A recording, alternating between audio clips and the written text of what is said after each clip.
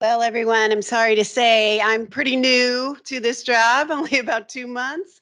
So I've got my notes and I'm going to make no excuses for it. So I'll try my best here to begin to give you a little bit of a tailored understanding of King County, but I've also got some slides in here for East Side cities. And so I'm trying to kind of dress it up so that it's hopefully applicable to all of you. So as far as the the presentation today, I'm going to start out with just a brief summary of King County and on our particular office, so you kind of have an understanding of what we do in the Office of Economic and Financial Analysis. And then I'll go through some King County revenues and statistics that we use in setting our forecast. So just so you know, I am a revenue forecaster. We're like Dana's group and stuff, they do a lot of economic forecasts. We don't do so much the economic forecast, but we do it just at the local level for revenues and for King County's economic outlook. So I'll provide you some of those state and local economic statistics, King County and East Side cities. The cities I chose were Bellevue, Issaquah, Redmond, Kirkland, and Sammamish. And then I'll look at, given what we forecast in our office, I'm going to be looking at assessed values and taxable sales, and then looking at the very end, the real estate taxable sales as well for the East Side cities.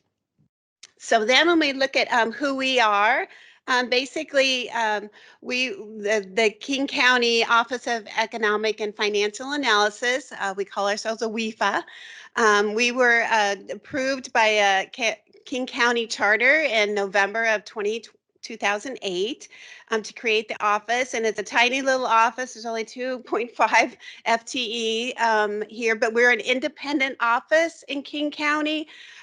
So technically, I'm the chief economist, but I'm only the third chief economist in the whole history of this office. We serve at the pleasure of the King County Forecast Council. So the Forecast Council is just like another committee that the King County has. So like just on Friday last week, we presented them the latest forecast. So we just now started in with our March forecast. The council is made up of the two King County council members, the county executive, and then the director of the Central Budget Office for King County. Now, the purpose of the office really was to just try to set it up similar to the state economic and revenue forecast model. And it's just really meant to be providing objective projections over the revenues because it is times when those kind of projections can not be founded on good economic conditions and not have good assumptions. So this is really set up to make it a very unbiased forecast 3 times a year. And we do forecast conservatively. So when you see some of this, you may think it looks kind of low, but it may be just because it is a part of our charter is to forecast at a 65% confidence level. So we do feel like that this projections that we will have 65% confidence that things will be above our forecast. So now when we look at just OEFA, what we forecast, and I'll just be clear, we don't forecast everything. So King County has a bigger budget than this 2.6 billion that we're forecasting or had in 2023. But our main thing are sales. You can see there the bright lime green. That's 46% of all of our revenues that we're forecasting, and property taxes are the other 50%.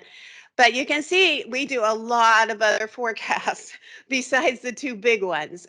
So we've got hotel rental cars, we've got the REIT, the real estate excise tax, we got gambling taxes, we got penalties and interest fees and things. We're just bringing in the cannabis portion of King County gets a share of the cannabis tax.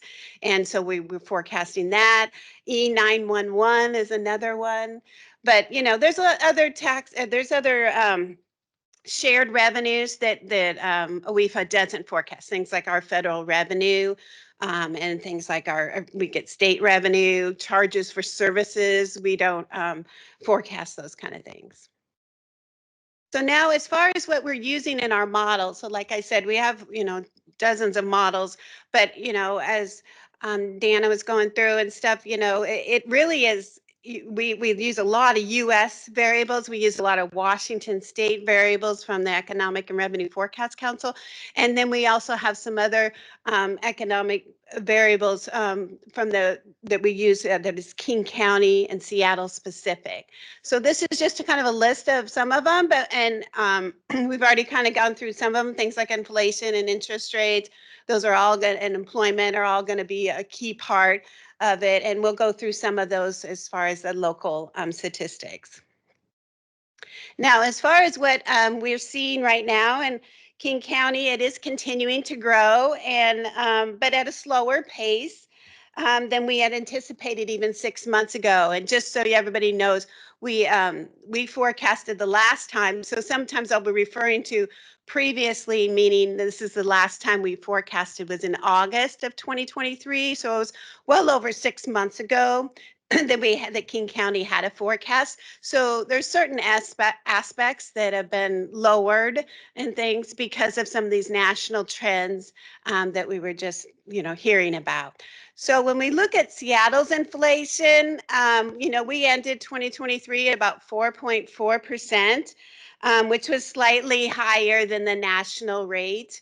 But basically we'll have a chart in here to kind of break down some of the Seattle inflation rate. Not as nicely as Dana did, but it's an interesting thing to look at the different key pieces. Now, when we're looking also at our employment, we have a really low average unemployment rate. Washington State has about 4%, but even in the Seattle MSA, our unemployment rate is only 3.2%. So that's just showing you how strong our economy is. Seattle MSA also employment is up about 25,000 jobs in 2023 relative to a year ago. And then when we look at our Washington employment outlook in our forecast and things, King County on average had about a 2.8% growth in 2023, and some East Side cities on average had about 2.1% growth in employment.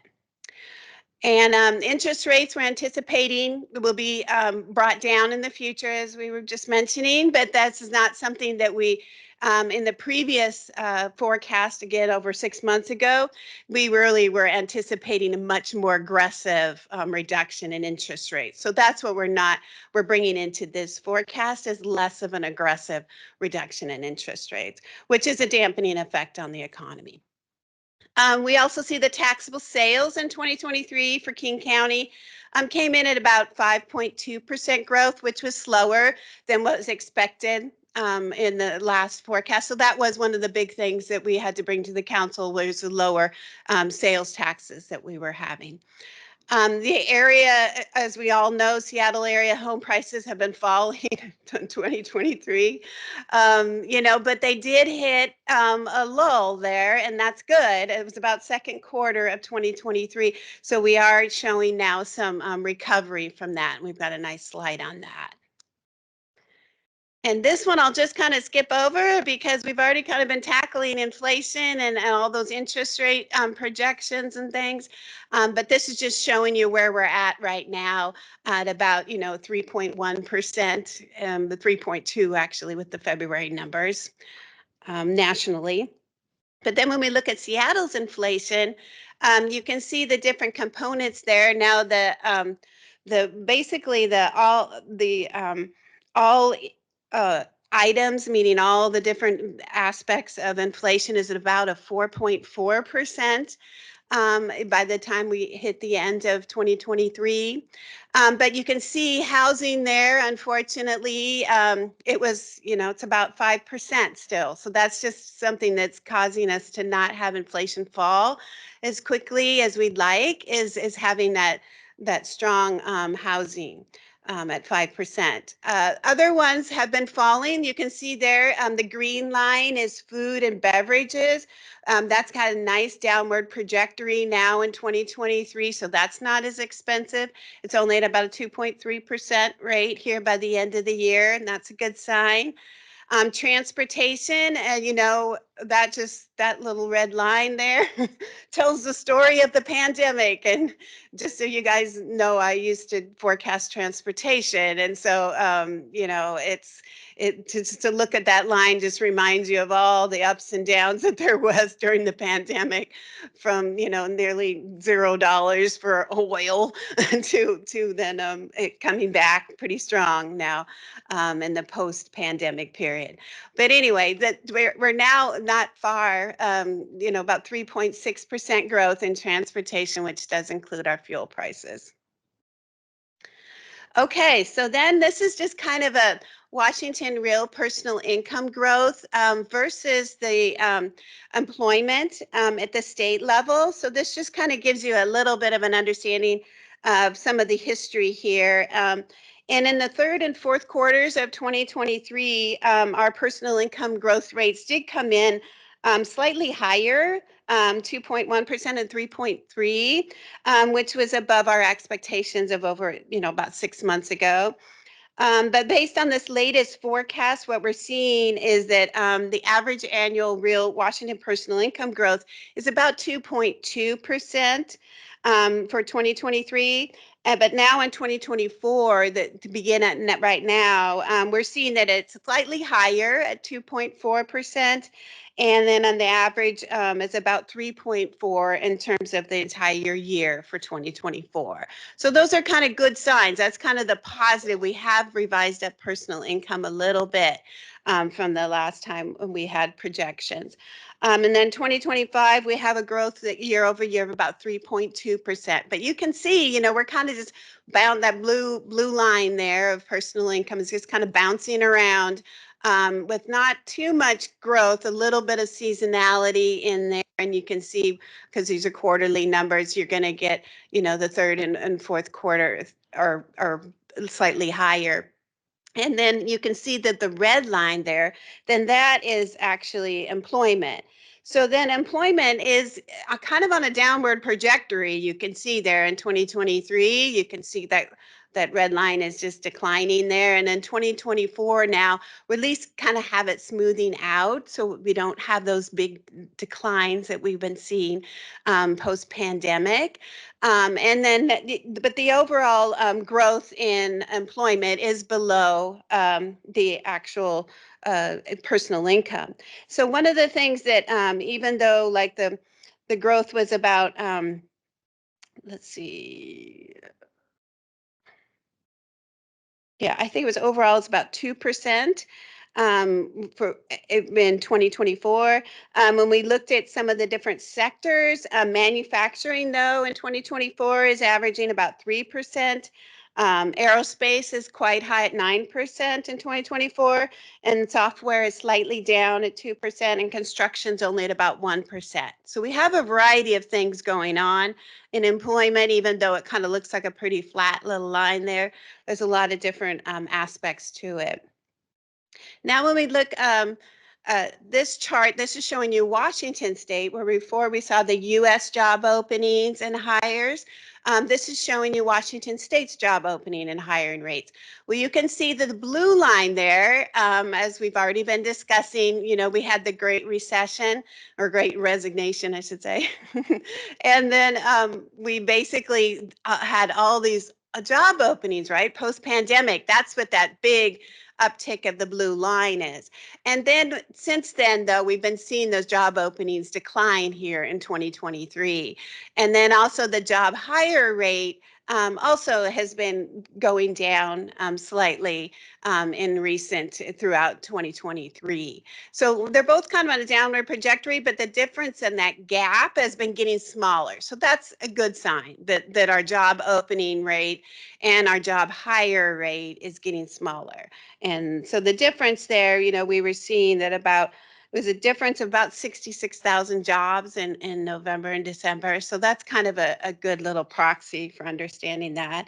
Now, as far as I don't have any nice little chart of all the different industries and things, but when you just kind of look at some of the employment security department type of statistics on who we're hiring and who is actually has job openings and things, we can see that they are a lot of like fast food workers, retail sales persons, office clerks, home health. We need a lot of home health workers and personal aides, things like the customer service representatives as well. So those are all kind of the things that have a lot of job openings.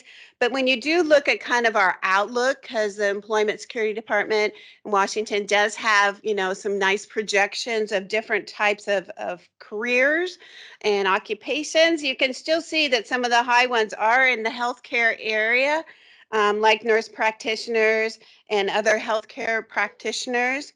And also things like the beauty industry has a lot of openings and an out and pretty positive outlook. Therapists are also ones that are pretty high in demand. Now, when we look at our employment and taxable sales for just King County, basically just kind of looking at a kind of our four main key economic indicators. And we are now able to bring in 2023 actuals, and those are the purple bars there. So basically with employment growth, as I'd mentioned, at King County, we're about 2.8% growth in employment.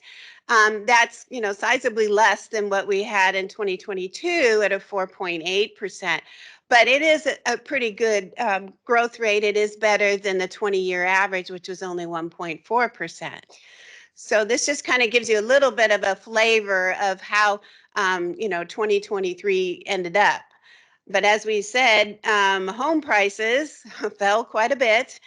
So in King County, on average, throughout the year, they fell 5%. And that was after the previous year, though, in 2022, the blue bar there is showing you we were at 15% growth. Well, 15% growth, and prior to that, we had a 21% growth. Well, you can see, King County is not a bad place to be living. And we are still making pretty good gains on our home values, even if we have 1 year of like a 5% decline in home prices. On average, the 20-year average for home prices in King County is 6.6%. Well, that's pretty good. There's a lot of areas that don't even have that kind of long-term growth on home prices. So this is just, in my mind, even though you have a little downward blue, purple bar there, it's showing you a lot of good things because, to have 2 years of double-digit growth, and I mean, really you could say a housing bubble, and then we've just kind of come out of that housing bubble. But you can see we didn't drop 30% or something. We only dropped 5%. So that's good. Taxable sales, you can see there, we came in at about 5.2% in 2023. Prior to that, we were, doing gangbusters right after the pandemic was over. And so we were at a 10% growth rate and a 16% in 2021. So this is just a slight modification downward, which is more in line, as you can see, with a 20-year average at a 5% growth rate. And then with inflation, we ended up about 5.5%, and that is the Seattle inflation rate, which, it's least down from 8% in 2022, the blue bar. And it is, it's something that's higher than our long-term average, which is only 2.7%. But when we kind of take these out then and look at the different aspects of employment by sector, so this just kind of highlights four of them, just to kind of give you a little bit of an idea of with employment in King County, things like hospitality and manufacturing are still not quite back to where we were prior to the pandemic. So you can see that with hospitality there, that's the purple bar there. So, we were very high up there at 150,000 per month pre-pandemic on leisure and hospitality employment. And now we're, it's about 130,000. So we're still a little below, but it's not bad. We certainly have had upward tick since the huge drop off in the pandemic. It's just some, haven't recovered quite yet. Manufacturing, same deal, slow recovery back. So manufacturing is coming back and it is on an upward trend, but we just haven't been seeing it come back quite yet to those pre-pandemic times. Now, the one we most get concerned about is the red line there, and that's construction, because it really is showing you how much activity is going on in the construction area.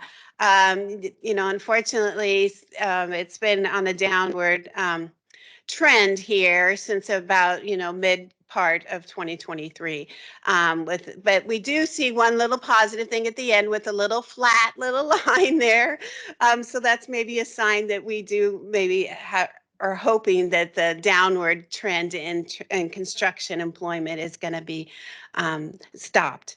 And then in information, you can see that we have been doing quite well compared to the pre-pandemic period. And even with some layoffs that we've had recently in the information sector, it hasn't gone below by any means or even come close to the pre-pandemic point. So now when we look at Seattle housing price growth, and then this also has our rent price growth, this just kind of helps you see, that big dip, with housing prices. But like I said, it is a big dip. And on average, we're now back up to about a 3%. These are year over year growth rates, just to make that clear. So we kind of hit our bottom up there in April of 2023, the second quarter. But it is come back, and the other thing is it's got a nice little bit of an uptick there at the end. So those are our positive good news, is when we can see things not only go year over year above last year, but then even have a little bit of a positive tick. So 3% growth in house prices should help us a little bit and we use this just so everybody's clear. This is part of like our assessed value, and the different models that we use will have house prices in there as something that's going to help us in predicting the future's assessed value for the county. Now, this one is basically showing you a little bit about the different cities on the east side, and I'm bringing in here the average annual median home price growth, and this is from the King County Assessor's Office, the reports of the median sales prices. So we're looking here, obviously all the bars are down, just like King County was down with their home prices. But you can see here that the green bars there are quite different, with poor Redmond here having the largest drop there at 17% year over year decline in the median home price. But then you have other ones like Bellevue with only a 2% decline.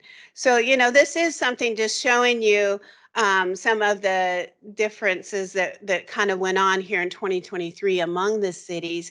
You can see the prior year, right? In 2022, again, quite significant growth with those red bars, and Redmond had the highest at 16%. But you can see then the blue bars, astronomical. Like Issaquah, 42% growth in their median home price. So, they've had 2 years of pretty good, strong growth, with some phenomenal growth in 2021. And so this is all just, really showing you we're kind of having a little bit of a recovery from a bit of a bubble, but yet it's not, in certain areas are showing more of that decline. And that's just really what this is trying to illustrate for you. Now, we also look at King County's real estate in terms of also commercial versus residential. And I know we'll have another presentation soon that'll go into more detail on this. So I just want to make sure you kind of just see the main point of the graph, obviously, is that blue line that went really high post-pandemic and things. But you can see since about January of 2023, the commercial sector has been declining significantly, and then the dotted line, that's a little hard to see, but that's showing you the rolling average there, and that also is in a downward trajectory. So, all of that is really just revealing the sharp decline in commercial prices that, yes, we had some decline in residential, I just showed you, but it was nothing like this dramatic decline that we saw in commercial. So we'll get into more of that. And then condos, I know that's kind of the green line there. They didn't really have as much of a decline in like their prices in 2023 that we saw with residential homes. So that's kind of the main difference there.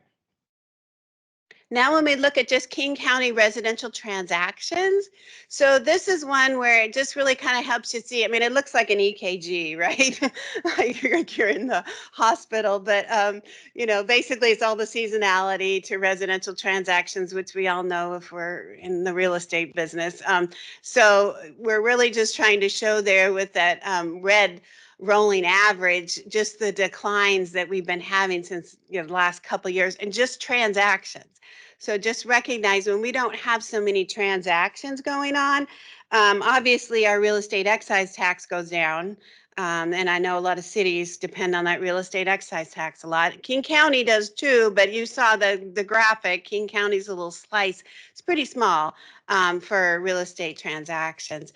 But also it does affect our assessed value. I think when assessors don't have as many transactions, then there's a lot more uncertainty about what is the growth then for different neighborhoods when they're trying to set the assessed value. They have fewer transactions to really depend on.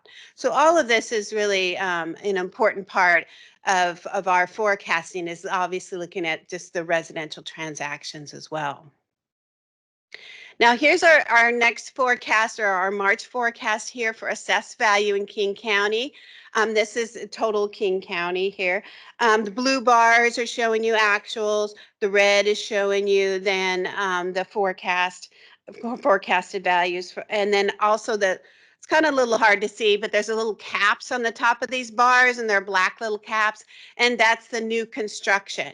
So sometimes we do find our new construction is the hardest thing to forecast, but it really is a pretty small piece of the actual, total amount that we're used.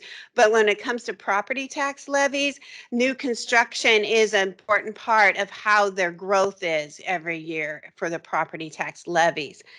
So that is a key part of why we do spend a lot of time looking at new construction. So basically what you can see here is that we just now have also the 2024 countywide assessed value from the assessor. And so it was down in 2023 by about 5.3%. But the new construction was up in 2024. So it went from 10.4 billion to 11.5 billion. So new construction up, but overall assessed value was down. But when we look at how it was compared to our last forecast, we actually were up in this 2024 projection that we made. So when we look then at, are we almost out of time? Sorry, so sorry. Okay, so basically I'll just whip through this and just say, okay, you've got it also in your handouts and stuff, but property taxes, basically for the county is like a rainbow coalition, and you're seeing more colors as we go on. So that's basically just showing you how property taxes are up, but it's up more just because of the coalition and the number of different levies we have. And then when we look at taxable sales, as I was mentioning, construction is down, and that's a purple line, down 11%. And then when we look at our different counties then and our city, we can see that this is true as well, except for the only exception there was Kirkland, which did have construction activity that was up 15% from the prior year. So this is a good sign. And then these are the retail taxable sales growth, just also all down from the last, down in 2023. And then this is basically our new forecast for taxable sales. And it's got very minimal growth to begin with. It does grow more in the long term. And then here's our King County sales tax, the excise taxes. So basically, these are our sales taxes with one new taxing jurisdiction this year. And then here's our retail sales by the different cities. So basically just showing you that, as I just showed before, the real estate excise tax and sales is down from the last year in 2023 for all the different cities.